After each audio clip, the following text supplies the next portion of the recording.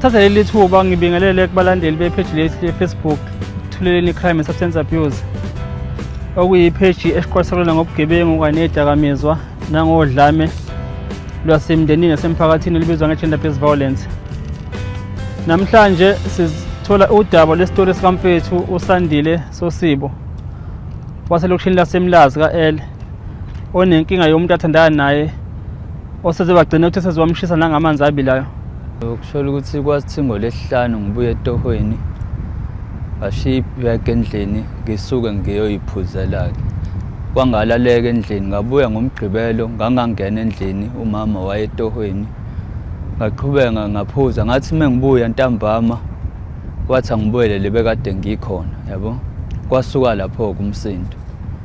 Uma ethi bela kade ukhona uxosha endlini? Yebo. Indlu ekaba indlu? Indlu yami isekhaya. Umama wasekhaya othandana naye? Yebo. Niney'ngane noma nishadile? Hhayi, asinangane, asishadile kodwa sesinesikhathi sihlala ndawonye. Uma exosha ukuthi bela kade ukhona? Ya, wayitshena ukuthi mhlawumbe bengikumuntu wesifazane omunye. Khona umuntu wesifazane engizwana naye kodwa ngangingekho kuyena ngalelo suku. Kwaba ukulwa nje, uzalwa wangiluma nje. Kwafika abafana basekhaya iy'ngane eziwu-2 zakhuza-ke lelo dlame lwalikhona. Wathi uzongishisa ngamanzi, ngathi ngenkathi bebuya labafana bezongitshela ukuthi uthi uzongishisa ngamanzi sengiphuma ngiyabaleka-ke mina. Ngenkathi sefika-ke ngitheleka le emhlane. Wakushisa ngamanzi abilayo? Yebo. Yini uyaphuza nawe sisi? Yebo, uyaphuza. Bekuqala mhlawumbe ukuthi nibekane izandla noma? Hhayi, abengingaqali kodwa ukuthi kube kanje bekuqala. Kona-ke sinako ukuhlale sibekane izandla kodwa-ke ukuze azangishise bekuqala. Wakuluma-ke mfethu? Wangiluma la nalisandleni nala. Sasilwa kahle. Nami ngathi mengibuya lapho-ke ngamshaya nami ngenduku emva kokuthi sengithola ukuthi ungishisile. Ngabuya nje sengishisile sengishintshe nebhlokwe futhi ngagomula izinto. Silibele sesiphikisana-ke ngamazwi-ke lapho ngadonsa umshiza-ke yabo. Uthini mhlambe njengoba usulimele khona ukuyisola noma mhlambe? Ya, yena uyayisola yena uthi iketelo engayitsheni ukuthi lishisa ngale ndlela belishisa ngayo angazi ukuthi phela uma on iketelo lisuke lizoshisa liyayicisha iketelo. Ngokwakho njengamanje yini oyifisayo? Kusayenzakaleni? Mina ngifisa ukuthi aphume lapha ekhaya ahambe nje athi ukuhlala kubo nami ngiqhubeke ngihlalele ekhaya. Hayi ukuthi kwenzakaleni ngoba nami hayi nenkinga ngaphuza ngifikelwe yiloko ukuthi ungilimazile lo muntu. Yabo? Kusho ukuthi uma uphuzile liyavuka nawuthi umcabangele? Okuthize ya kuyavuka impela. Okusho ukuthi ukuphepha akukho kahle banihlele endlini nobabili? Hayi akukho. Ngoba manje nihlela nithembana endlini? Hayi. Njengoba nisendlini njengamanje niyakhulumisana noma? Hayi asikhulumisani kodwa mengifika ephekile ngiyadla. Ofuna sikusiza ngakho njengamanje ukuthi akhishwe endlini? Yebo. Usukwamtshela ukuthi ufuna aphume endlini? Ngike ngamtshela ukuthi ngifuna ukuyoqasha-ke asale yena endlini yabo. Hhayi akanankinga futhi nokuthi ngiyoqasha. Manje ngibuye nami ngishawa ukuthi ngingashiya umuntu ekhaya kube mina ophume eyoqasha okunye lokho. Kumuntu onjengalesi osenkingeni njengalo obhekene nayo wena ungam-advise uthini? Mhlawumbe ngaze ukuthi kufike kubeni kwezandla mhlawumbe ungathini kuyena ohlukunyezwa umuntu wesifazane kodwa ungafuni ukumbopha, ungathini-ke ngamnika yiphi advice? Hayi kuhlukile mina lo ngisuka kude naye khona ey'meni ey'nzima la kangisiza khona yabo. Yize ngingathi umuntu wesilisa akashawa umuntu wesifazane kodwa nje yena uke waba usizo empilweni yami kodwa-ke hhayi ukuthi angilimazi yabo. Okay. Usamthanda kodwa? Hayi lo mbuzo unzinyana-ke kodwa nje hhayi njengoba ngithi ngifuna ukuthi sihlukane nje sithi ukuwumame lapha aqhubeke nempilo methola indoda ajole nami ngizoqhubeka nempilo yabo. Nje angikakazi lapho ukuthi kwenzakalani noma sawukuphathwa yikhanda kokuthi ngilimele noma kwenzakalani angimthandi okwamanje. So-ke okwakho nje umfisa ephume nini-ke endlini njengoba namhlanje kulesibili nje? Yabo kulesibili yabo njengase kushaya uLesihlanu nje ephumile hayi ngingakuthokoza kahle kakhulu. Nakusasa ekuseni-ke bazokhuluma nawe ukhuzini laphana osigqemeza ohleleni labo laphana uvuka Africa Breakfast Show. Yeah. Bazokhuluma nawe kusasa obachazele naye futhi mama sithemba ukuthi sizokhuluma naye kusasa naye sizwe ukuthi uthini la kuside le story. Ubhuti lo seduzane kwami umakhelwane wami la ngisebenzela khona nala ngikhulele khona eMlazi. Uke waxoxa noma sike saxoxa naye wase kufika endabeni ethi unenkinga nayo. Wase ngivezela inkinga nayo ulimele kakhulu. Cisha umzimba nje wonke la ngemumva emhlane. Wayesekhala ngokuthi kulimeleni kwakhe ulinyazwe umuntu ahlekisana naye. So umuntu ahlekisana naye uyazama indlela elula yokuthi lo muntu asuke eduzane kwakhe ngoba kusho ukuthi kuningi asazokwenza kuyena nangomlomo lokho futhi uyakukhipha ukuthi kukhona asazokwenza kuyena akakaqedi nje obemlimazile nje. So indlela limele ngayo ukwazi ukubona amathishu omzimba la ngemumva kusho ukuthi amathishu nje manje inkinga enkulu ke khona kungazathi kukhona nezilwane eseziqala ukuphuma khona kulesi silonda la limele khona. Ngiyazama ukuhamba kodwa akuhambeki. Ukuhamba kuzamayo lokho ukuthi aye ebantwini abangamsiza ekuthaneni abopheka usisi uma ukuthi uyabopheka mengabopheki ekuthaneni asuke eduzane kwakhe because la behleli khona kuyisekhaya lakho ubhuti. Uma esekhaya lika bhuti okuthi usisi unalo ikhaya lakhe naye ucela ukuthi amuve abuyele ekhaya ngokwezizathu sokuthi akasakuthemba ukuhlala naye okuthi akasaphephile masenaye leyanto ayibahlanganisile kubhuti sisukile. So usisi nalapho futhi uthi hayi akakwazi ukuthi aphume mhlawumbe sengaba umuntu ophuma ngebhokisi ekhaya.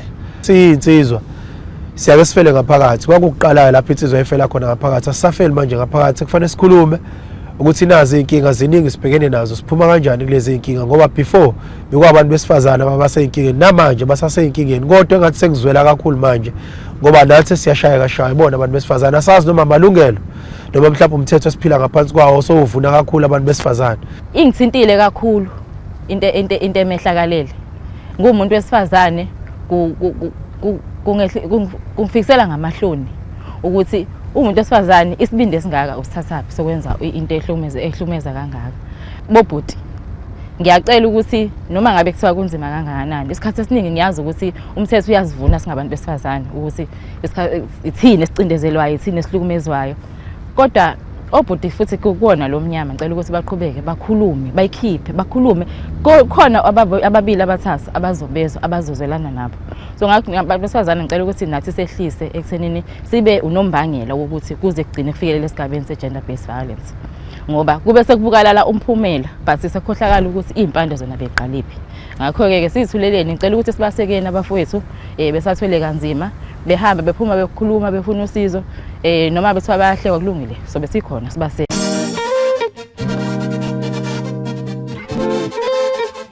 Kule mina namhlanje kusuku lwesithathu sila eMlazi enkantolo la khona esizokwenza khona udaba lukamfethu lo bethe khuluma ekseni okhuzini ohlukunyezwa usisi athandana naye sezomshisa ngamanzi.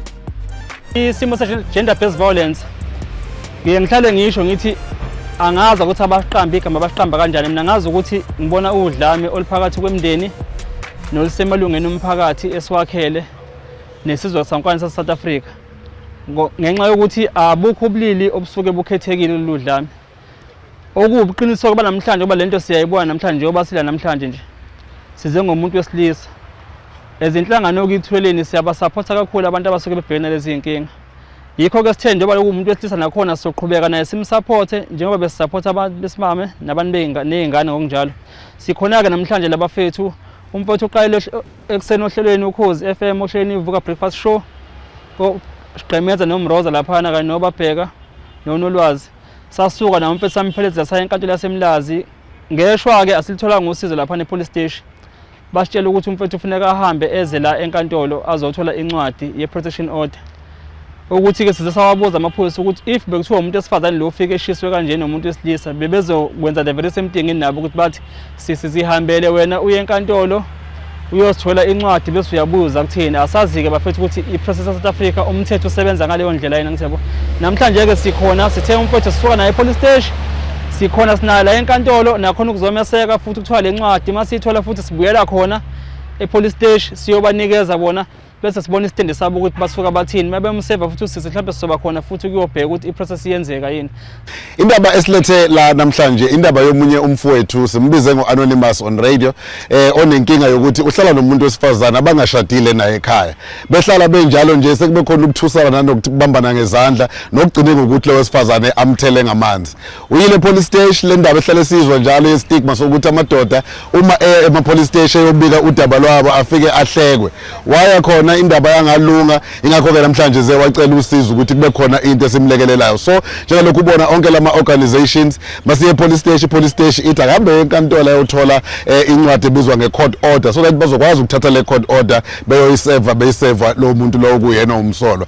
So silapha kumphelezela ukuthi qina ndoda lento iyenzeka uthuleleni khuluma ungafeli phakathi ingakho ke sikhona la namhlanje. So silidileke ukuthi sisune zephuma ngaphakathi sikwazi ukuthola lo ncwadi leyo okuzohanjwa kuyoseva lo sisi lo osephenduka ibhokolo wathatha over emzini kamfowethu noma ke emzini wakubo. Nake sizokhuluma ngomuntu wesilisa ohlukumezwa umuntu wesifazane sebehlale nawo 17 years bahlala kubo kakhe umlisa lona kodwa ke umhlukumeza indlela exa ukwenza mombona nje umanxeba.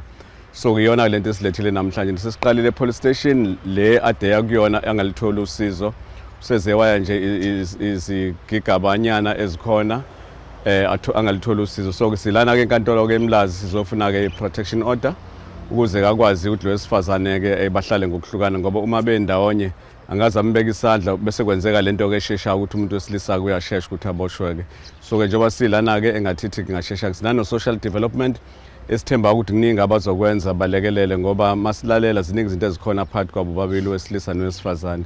So njengoba silana ke samadoda ke sizothi ke phansi nokuhlukumeza kwabantu besilisa phansi. Ngiyabonga. Sizoweseka lensizwa ekuthaneni owesifazane onamandla uhulumeni usasinikeza ukuthi ababe nezibhakela sebeshaya ibhakela manje akahamba olwa nabanye besifazane angalwi nomuntu athandana naye ikakhulukazi ngoba inhloso yokuthandana ukwakha imizi nokwakha amakhaya.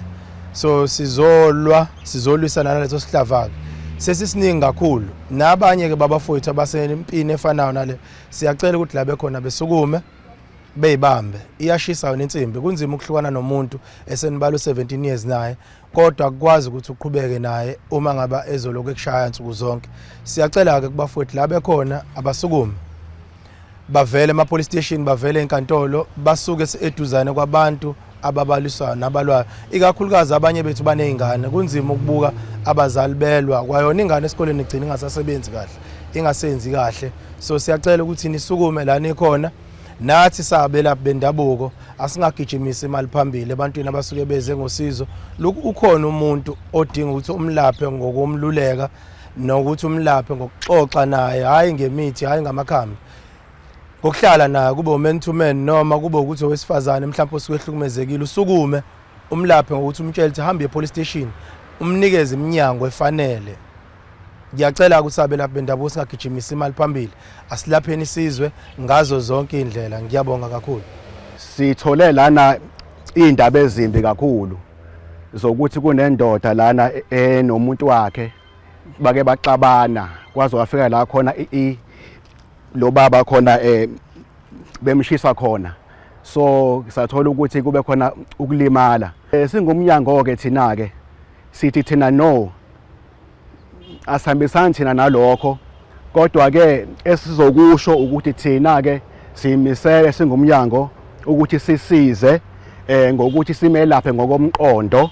Sibuke futhi saphephisela sanxephezela nedirection yethu yaya ngasohlangothini lobulili obubodwa ngapha ngasemadodeni kwaba ngathi ithina ama-perpetrators kakhulu ngoba ama-statistics asikhombisa lokho but iqiniso ukuthi nabantu besilisa bayahlukumezeka emotionally, financially, physically as sibonile namhlanje ngoba sila. So ngicabanga ukuthi into ebalekile kakhulu okufanele ukuthi siyenze ukuthi umthetho wethu wase-South Africa mhlawumbe kufanele siphinde siwubheke ngendlela osebenza ngawo ukuthi awungachemi kuphela ohlangothini oluthile kube khona uhlangothi oluthile ngoba uma usubheka indawo sesihambe kuzona siqala epolice station siyabuya siza la kufanele siphinde sibuyele epolice station obekuyinto bengakwazi ukuthi inqamuleke ngaleso sikhathi leso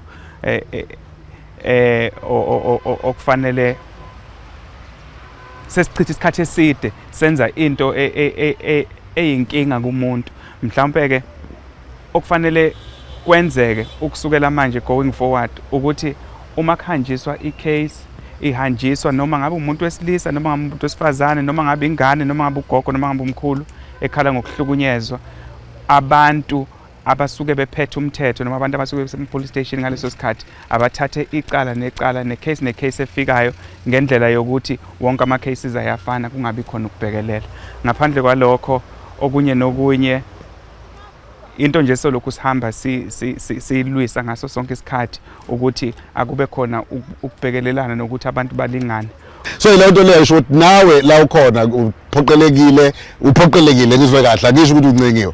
Uphoqelekile ukuthi khuluma ngaleyo nto leyo. Inyanga yamalungelo namhlanje le esigubhayo koze kuyophela unyanga kaMarch, amalungelo abandakanya ilungelo lokuthi uyikhulumele, ukuhlukunyezwa kungasuki kubantu besifazane ke inganeni, ngasuke inganeni ke kwabadala nasemadodeni ahlukumezekayo, awakhuluma amadoda angathuli. So silapho ke namhlanje kuyekuthiwa indoda ke ayikhali, kodwa sicela lokho thina sikulungise lokho, nathi singamadoda siyahlukunyezwa. Bengicela ukuthi amadoda wonke awafunde ukukhuluma.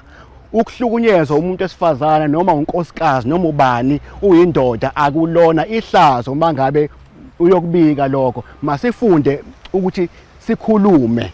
Siyacela ke bafethe amadoda ukuthi awavele analinkinga sizowaseka, siye nema-police station ukuthi bayahlekwa, sohlekwa sonke ukuze kuthole ukulungiswa nabantu besilisa, angagcini ukuthi sebegcina sebekhiphela ulaka kubantu besifazane ngoba bengasabi ukuthi uma ngireport ukuthi ngiyashaya umuntu esimame angilitholi usizo.